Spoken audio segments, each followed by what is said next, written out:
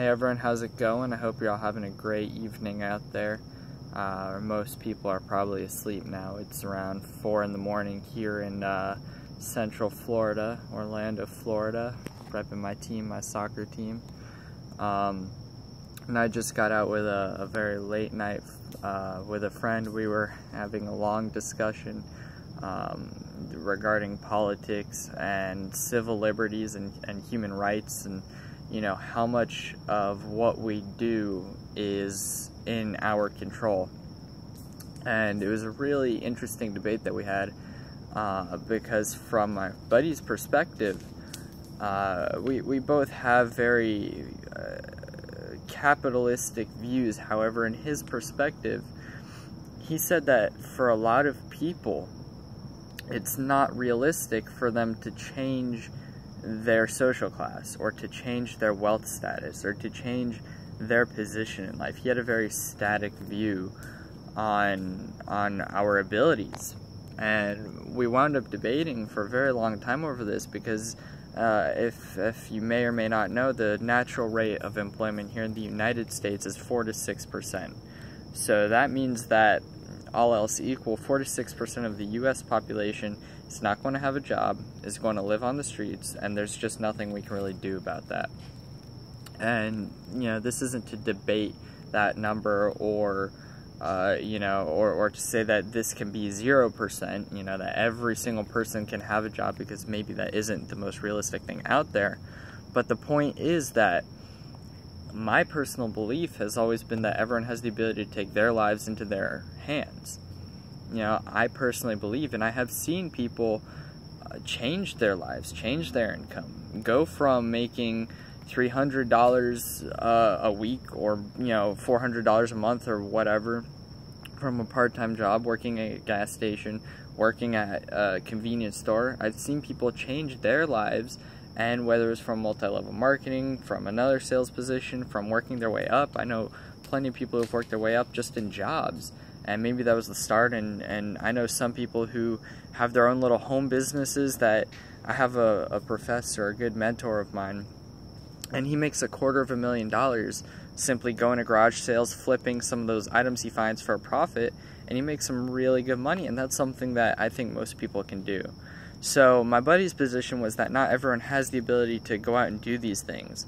And my view was, if you've ever seen The Pursuit of Happiness, which is the true story about Chris Gardner, if you've never seen the story, it's a good movie. Will Smith plays the main character, Chris Gardner, who goes from being a very, very poor man, living on the streets, barely scraping by, and by the end of the movie, not to spoil the ending, you can go ahead and skip this part if you don't want to know how it ends, but by the end of the movie, he becomes a very wealthy stockbroker, and he turns his life around, and he becomes a multimillionaire. He, I think, opens up his own business later on, and goes on to be very, very wealthy.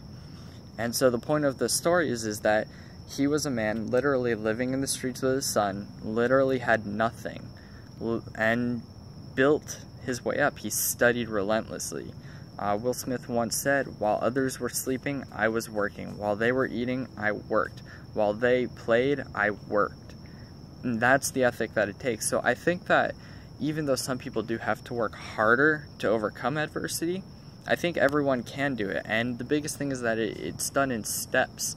I recently started up another business of mine, and it's easy to lose sight of the end goal if you forget about the steps in between. And that's why goals are so important. It's good to have a dream. It's good to say, I want the $1 million or 10 million or 100 million, or whatever your dream may be. Whatever's on that vision board that you may have is great.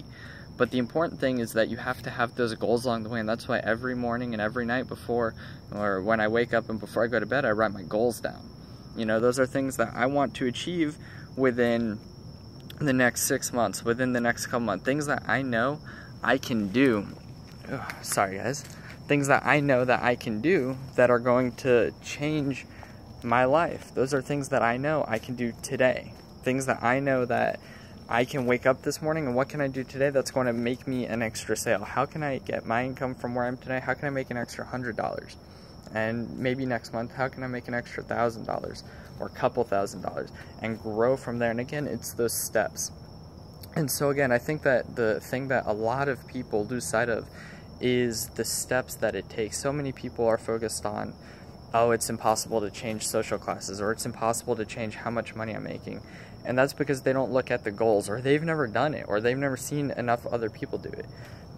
The statistic, 1% of the population controls 99%. Well, that might be true, but times are also changing. For the first time in history, we're seeing people able to take charge of their own wealth. The internet didn't even exist more than 10 years ago. So to say that it's not possible for you to change your income, for you to change your social class, I think that's foolish. And we've seen it again with plenty of the the American dream stories. Grant Cardone, Tai Lopez, two brilliant American entrepreneurs that I personally love to follow. Darren Hardy.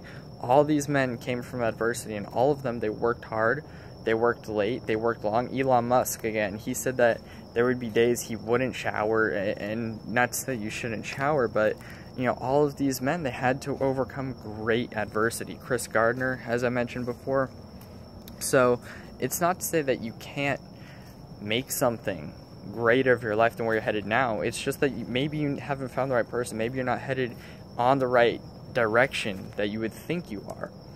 I remember Darren Hardy once said that people don't just fall off the path to success, they drift. And that was something that really stuck with me, because I know I believe that people do fall off the path to, I'm on the path to success, and then tomorrow night something happens and now I'm not. And for me, it was a big realization that people drift, and that's why it's so important. That's why you need to make sure you write down your goals every single night. So go ahead and do me a favor, guys. Comment below. Go ahead and comment below. What do you do to stay on track? How do you keep on track with your goals? What are some exercises you do? What are some things that you're able to do to stay on track for your goals, to stay on track for your dreams? How do you make sure that you're going out every single day and you're achieving and doing what needs to be done?